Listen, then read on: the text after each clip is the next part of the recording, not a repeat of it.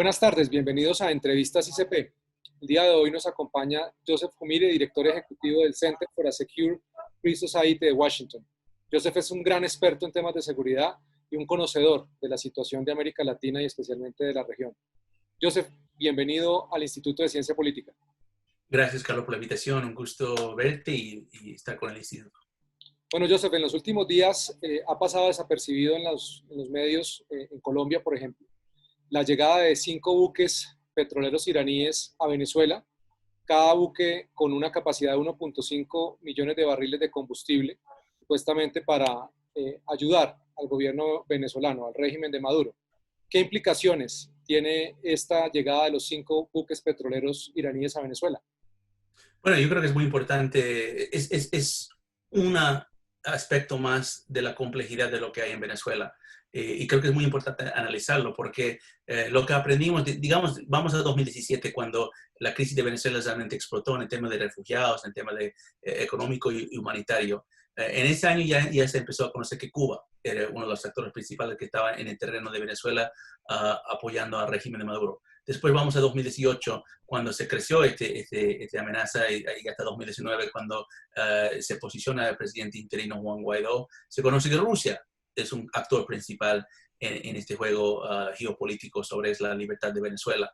Y ahora en 2020 estamos entendiendo, especialmente después de la muerte de Qasem Soleimani, el comandante en jefe de la Fuerza Quds, brazo de operaciones especiales de Irán, que Irán es un grande actor también en Venezuela. Algo que muchos analistas, yo incluido, creo que tú también, Carlos, conocen que Irán ha estado presente en Venezuela ya por lo menos unos 15 años, apoyando al régimen de Chávez antes y ahora de Maduro. Pero ahora que se está revelándose de tal forma, o sea, más allá de que los buques llegaron con petróleo, lo que más me llamó la atención es la propaganda que el régimen ha utilizado sobre esta llegada de petróleo, porque más allá de simplemente dar las noticias mediante sus medios estatales como Telesur, era como usaron propaganda de la calle, subiendo la bandera iraní en diferentes edificios en Caracas. Y tenlo claro, esto no es el pueblo venezolano que está alegre que este combustible está llegando a Venezuela, es el régimen y sus grupos civiles que manejan como los colectivos.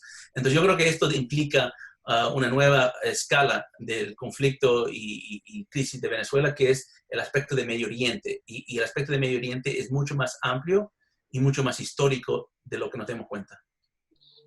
La llegada de estos buques también demuestra el fracaso del régimen en el manejo de la industria petrolera, un país que no debería necesitar combustible de un estado como Irán.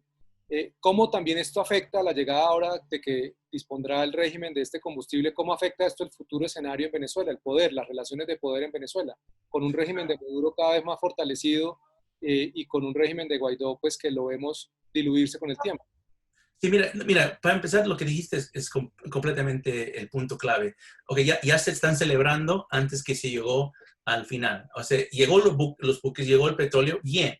O sea, el problema de falta de combustible que está pasando en Venezuela es grave.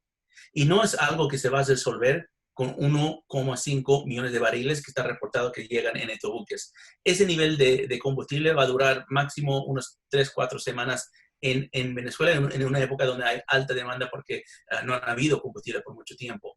Entonces yo creo que tenemos que entender, esto no va a cambiar necesariamente la situación de desesperación que hay en Venezuela en el lado económico y humanitario. Todavía hay escasez de comida, todavía hay escasez de agua, es escasez de electricidad y también va a haber escasez de combustible. Es más, yo creo que el régimen no va a utilizar este combustible primero para ayudar al pueblo venezolano, más bien lo va a ayudar para sus propios aparatos del régimen, incluso las Fuerzas Armadas, que está a cargo de distribución del combustible, como están a cargo de la distribución de la comida.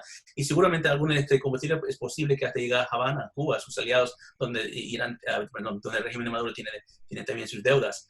Entonces yo creo que eso es uno de los escenarios, que no va a cambiar la situación en Venezuela en corto o mediano plazo. Pero la próxima cosa que creo que quiero poner en la mesa es que yo creo que esto ahora va a escalar la situación en términos de la agresión que el régimen va a tomar con sus vecinos y con el propio región, porque Irán tiene una especialidad.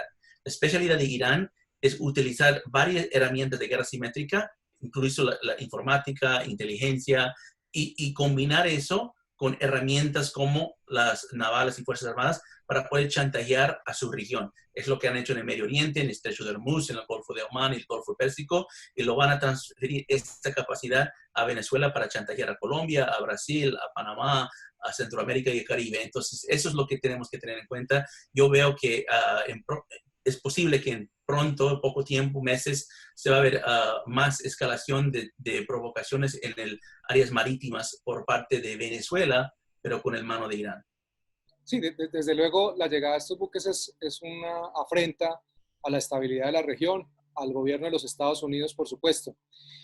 Irán, a través de sus brazos armados como Hezbollah en el mundo, que ha permitido que opere con un régimen de terror.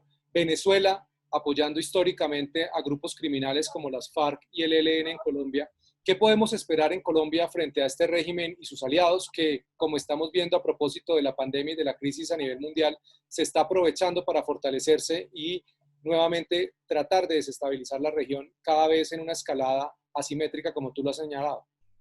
Mira, Colombia es el país que está más amenazado por todo lo que está pasando en Venezuela. Eso lo conocemos todos, mejor que todos los colombianos lo conocen por el tema de refugiados, por el tema de espionaje, de infiltración, bueno, todo lo que están viendo. Y yo creo que esto lo va a complicar más, ¿okay? Porque hasta el momento el conflicto con Venezuela, a pesar de la infiltración y todo, ha sido más que todo un conflicto fronterizo, donde en la frontera se ha ido nublándose más y más con la presencia de colectivos, presencia de fuerzas de Guardia Nacional, hasta se está ahora hablando de la movilización de rusos que están llegando más a la frontera con Colombia, pero esa es la frontera de terreno. Ahora también yo creo que hay que preocuparse por la frontera marítimo, porque eso es otra frontera que no es tan visible en el aspecto de los civiles colombianos que están, obviamente no están andando en el mar, pero yo creo que eso es algo muy preocupante para la Armada colombiana, que se puede ver, como dije antes, más provocaciones en el lado marítimo sobre cuáles son los límites. Y acuérdense que hay disputas por Maduro, pero que no son disputas que el gobierno de Colombia lo reconoce, pero Maduro siempre ha dado una disputa sobre dónde está la línea de frontera marítima con Colombia. Entonces yo creo que eso es lo que puede venir a Colombia, un reto muy estratégico por las fronteras, terrenos marítimos y falta después aire. Y yo creo que eso marca dentro una estrategia geopolítica que tiene no el régimen de Maduro solamente, pero sus aliados internacionales, Rusia, China, Irán, que tienen para poder poner una duda sobre cuál es el concepto del Estado soberano. O sea, yo creo que quieren poner este reto sobre estas fronteras para poder debilitar el concepto de Estado soberano y el sistema democrático occidental que lo respalda. Entonces, yo creo que esto es una grande chantaje que por parte de Irán, pero es combinado con las acciones de Rusia y próximamente yo creo que también por las acciones de China, para poder dar un grande problema para el gobierno del presidente Duque en Colombia, más de lo que es hasta el momento, y yo creo que eso no se extiende, no se para en Colombia, después Ecuador, Panamá, hasta el punto donde América Latina va a estar bajo la amenaza permanente del régimen bolivariano de Maduro. Hace unos meses atrás, la Conferencia de Ministros de Defensa declaró a Hezbollah como un grupo terrorista y se han venido tomando distintas medidas a nivel regional para enfrentar a los estados que patrocinan y permiten que estos grupos terroristas operen. ¿Qué deberíamos hacer desde Colombia para pedirle al gobierno y a los gobiernos de la región, a los gobiernos democráticos de la región, para enfrentar a este tipo de regímenes que son tan peligrosos, que están operando y están aprovechando esta circunstancia para fortalecerse? No, mira, esto es un tema muy importante porque para tener esta cooperación en el marco de contraterrorismo tenemos que poder hablar el mismo idioma en términos legales, ¿no? Si un país reconoce que Estado Islámico, Al-Qaeda, Hezbollah son grupos de terrorismo internacional, pero otro país no tiene el aparato legal para reconocerlo, entonces es difícil que haya una cooperación entre estos diferentes países. Por un largo marco de la historia de América Latina, ningún país en la región ha reconocido estos grupos de terrorismo de Medio Oriente, provenientes de Medio Oriente, como terroristas internacionales. Más estaban preocupados de los grupos internos que históricamente han tenido más peso en los conflictos en América Latina. Entonces, el hecho de que Colombia, el 19 de enero de este año de 2020, ha sido el tercer o cuarto país de reconocer a Hezbollah como un grupo de terrorismo internacional es clave. Es muy importante en tomar un liderazgo para poder otros países en América Latina puedan hacer lo mismo. Esto es hablar el mismo idioma en términos de contraterrorismo, para que cuando estos terroristas, que naturalmente son transnacionales, o se mueven de una parte del mundo a la otra parte del mundo, no reconocen las fronteras, se cambian de identidad, para que los gobiernos se pueden tener una cooperación mayor. Ahora se está hablando de 4 otros países que podían agregar esta designación. Últimamente salió una noticia que posiblemente Uruguay lo están considerando. Siempre ha habido la discusión en Brasil. Y bueno, hay otros países en América Latina también que lo están considerando. Y mucho de eso tiene que ver con el liderazgo. Bueno, empezó con Argentina, se extendió a Paraguay y después con Colombia y el presidente Duque, que ha tomado esa decisión este año. Entonces, yo lo considero y lo felicito por esa decisión y ese liderazgo que es muy necesitado en este momento. Sí, será muy importante que los gobiernos de la región y Colombia especialmente lidere esa cooperación internacional para enfrentar estas redes criminales en las que hay grupos de narcotráfico, grupos de crimen organizado transnacional y desde luego grupos y organizaciones terroristas de Medio Oriente. Justo lo que está diciendo Carlos, lo de la vinculación de terrorismo internacional con crimen organizado transnacional es ahora, hoy en día, en 2020, el principal reto que están enfrentando los gobiernos de América Latina. Porque no estamos hablando simplemente de criminales que están haciendo solo el trabajo ilícito que normalmente hacen en el ámbito de narcotráfico, lavado, contrabando. Estamos hablando también de esa vinculación con grandes actores de terrorismo internacional, hasta provenientes de Medio Oriente, que se han unido con estos grupos ilícitos, estos criminales, para tener una logística mayor. Dentro de la doctrina de defensa, esto se está conocido como la convergencia entre crimen organizado y terrorismo internacional, pero esa convergencia no es a nivel estratégico de propósito, sin embargo es a nivel logístico. Ellos comparten los mismos contadores, los mismos técnicos, las mismas rutas, las mismas redes.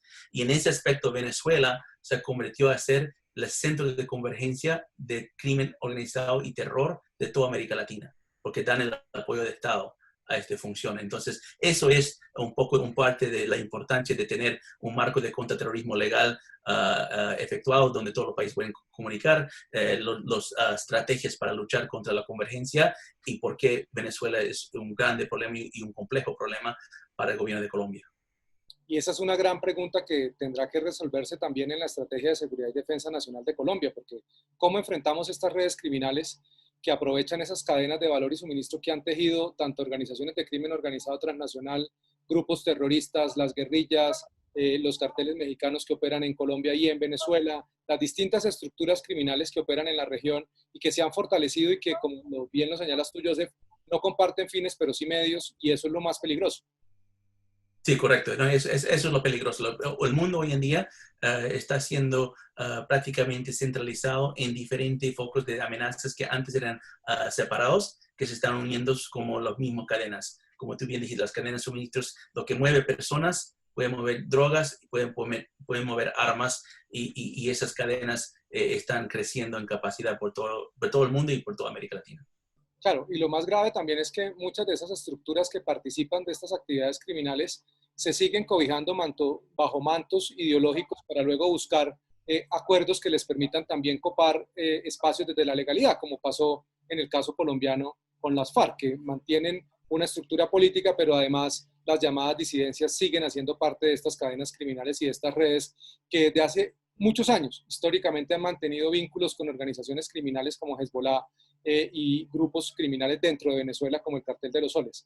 Joseph, muchísimas gracias por estar con nosotros hoy, por compartir estos análisis que son tan importantes en un momento en que la región enfrenta grandes desafíos, no solamente en materia de salud y económico, sino también en materia de seguridad, y donde hemos visto que los grupos criminales están aprovechando la situación para fortalecerse y tomar el control territorial y de distintas economías ilícitas para sus objetivos criminales. Joseph, mil gracias por acompañarnos en el ICP.